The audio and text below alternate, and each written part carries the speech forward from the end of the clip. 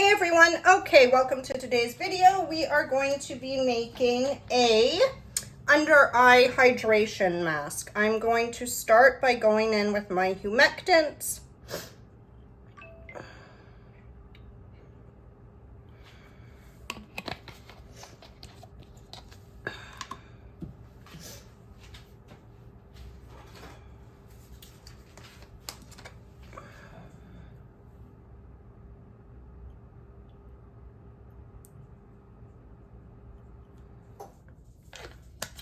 Which are glycerin and propylene glycol. I'm going to add some liquid panthenol here.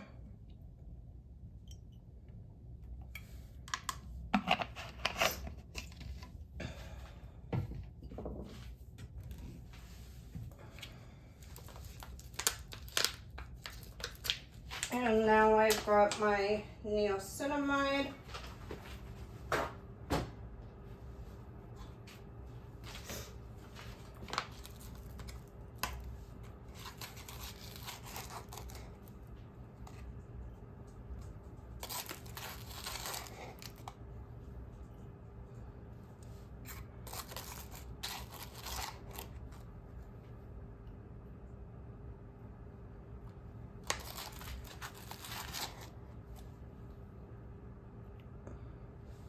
Perfect.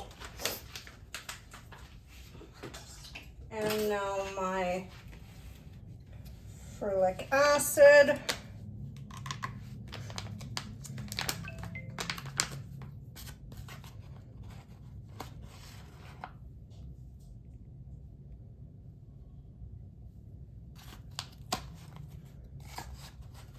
Now the ferulic acid will make it where it's not going to be completely clear, this gel. It's a very light, like cream gel almost, but it doesn't have a ton of lipid in it. Although, you could, I've added a little bit, but not much. And now my allantoin.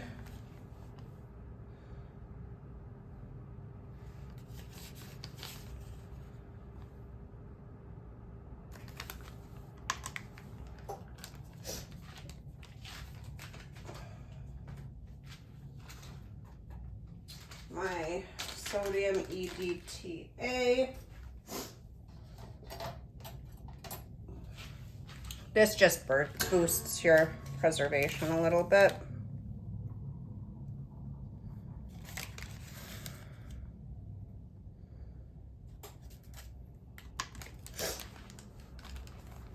I've added a little bit of rice water. If you don't have rice water, you can use aloe juice in place of it. I purchased my rice water at Formulator Sample Shop. Do not make it yourself at home.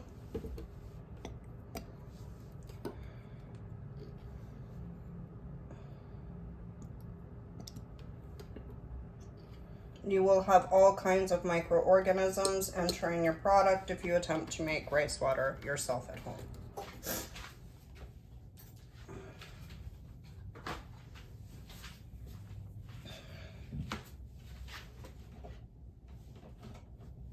I've added a ginger mint cooling extract from Formulator Sample Shop.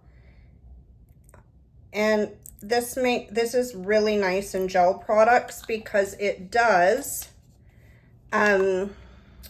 provide some cooling effect. I've also added caffeine extract and some arnica extract.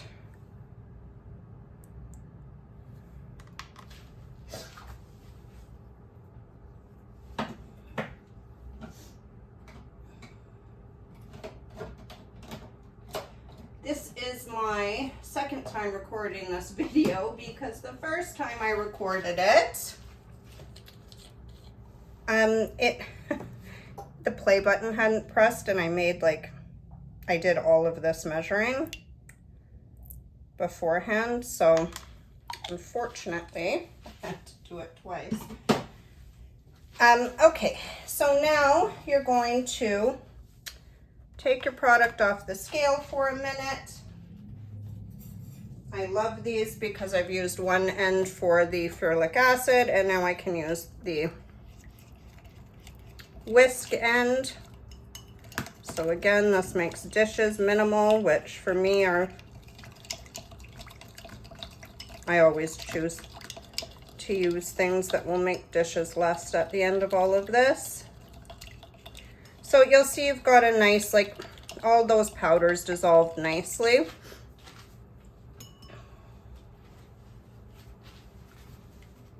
And now you're going to go in and you are going to add your water, preservative, then your water, sorry.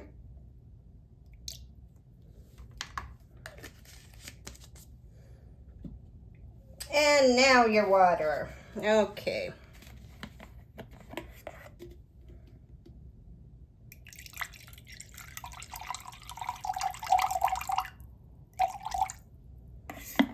I find these really helpful when you have to measure like small amounts at the end.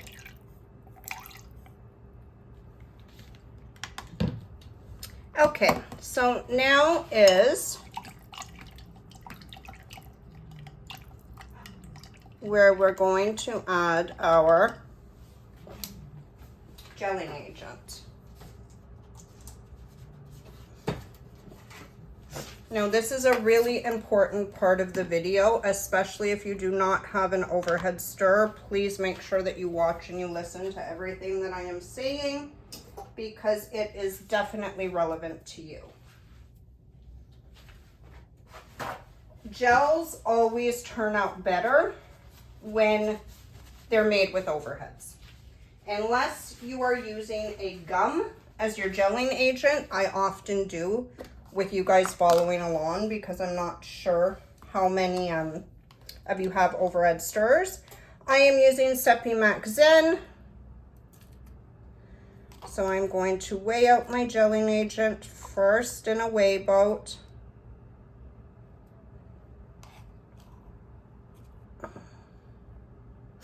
I'm sorry guys, I have a really bad cold. So if you hear me sniffling, it's because I am coming down with something.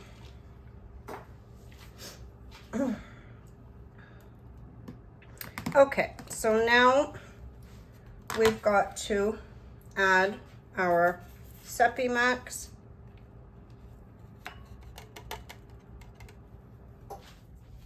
Now a fork works best if you don't have an overhead stirrer for this part. However, I don't have a fork that has not been used for food. So I am going to be using a spoon. You are going to want to do what's called wetting your polymer, okay? So see how when I press it down, how it bounces back up? You want to get all of that powder wet with the solution underneath. Stir, do not just stir, you want to press it down. It works best again with a fork if you have one. If you don't, you can use a spoon like I am, but it will create one extra step for you.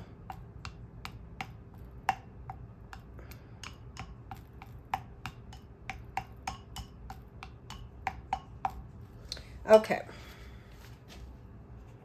Make sure you clean your spoon or your fork off because there will be little pieces of powder on it. Now,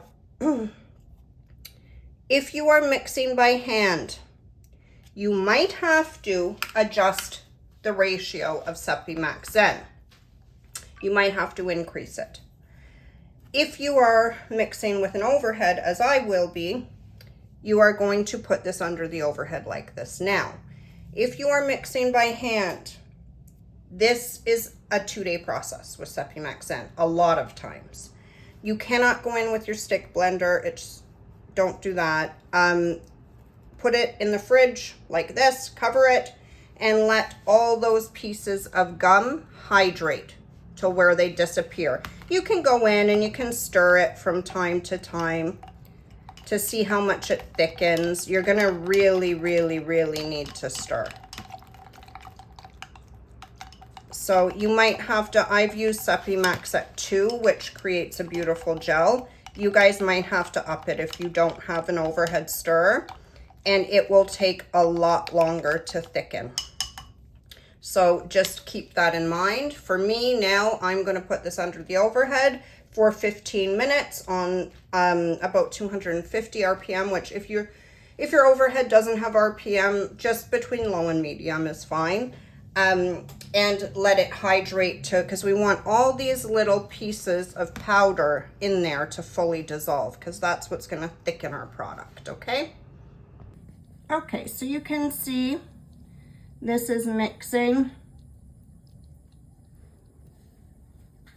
I've got it on a fairly low RPM of 260. Now I'm gonna leave this and let this mix for 15 minutes, and I will show you guys the update every few minutes. Okay, as you can see, it's definitely getting there, but not there quite yet, but we're getting there. Okay, so now you can see everything is hydrated. And I will show you, I'm gonna put you guys back on my stand so I can show you guys what to do next. Okay, so here is the spatula that I used to just stir to make sure everything was hydrated, which it was, so I will show you. You can keep this as just a solid gel, which has such a nice cooling effect. And you can literally like feel the hydration in it when it hits your skin. So if you wanted to, you could make this just as a gel, just as is. In which case you would remove phase C and just keep it as just a gel, and add the balance of my phase C to your water phase. If you did want to add some dimethicone, or since I know, even though this isn't a natural formula, we can also use a natural alternative to dimethicone for the next part. That is entirely personal preference and entirely up to you. I'm going to use a silicone alternative. I'm using daikon seed extract, which gives it a nice silky feeling. I just wanted to include this. I personally love the gel, but just to show you guys, if you were to add lipids, how you would go about doing that. So there we've got exactly 2%.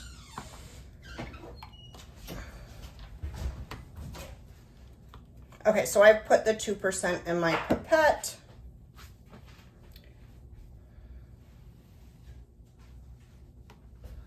Okay, so if you are adding lipid, you want to do it while your overhead is on. And you're gonna let that continue to stir for 5 to 10 minutes. I tend to go like this just to make sure everything's kind of in there well. So as you can see, even with an overhead, you've got to let this stir for quite some time. So by hand, again, this is going to be an overnight process, and you may have to up your Max to get the same texture I've got. So just a couple tips. If you are working by hand, that is how you would go about doing it, okay? Okay, so I've packaged this in an airless pump. One pump will do both your under eyes.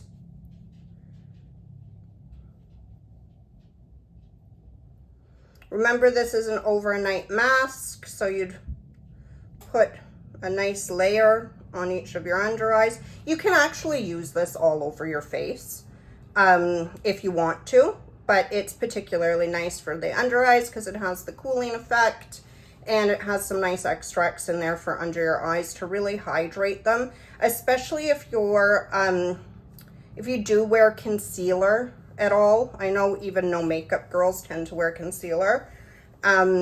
You want to keep your under eyes as hydrated as possible so that your concealer doesn't crease, right? So this is a fantastic option, and you can see it leaves the skin with like a beautiful, nice glow.